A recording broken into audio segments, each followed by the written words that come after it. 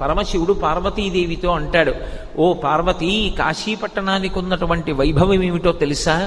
పాపములకు ఎదుర్చుక్క కాశీ, ఉపపాతములకు విషము కాశీ, కళ్యాణముల కాటపట్టు కాశీ, ముక్తికి పుట్టినిల్లు కాశీ. కాశీపట్టణం లోపలికి వెడుతుంటేనే రోమకూపములను ఆశ్రయించి ఉన్నటువంటి పాపరాశి పక్షి రూపంలో ఎగిరిపోయి చెట్లని పట్టుకుని ఉంటాయి.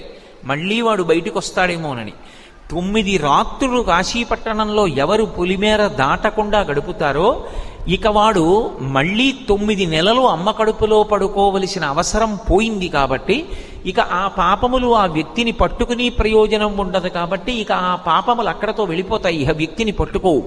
అందుకే కాశీపట్టణంలోకి ప్రవేశించాలంటే కాలభైరవుని యొక్క అనుమతి ఉండాలి. అటువంటి వైభవం కలిగినటువంటి కాశీపట్టణం పాపములకు ఎదుర్చుక్క కాశీ,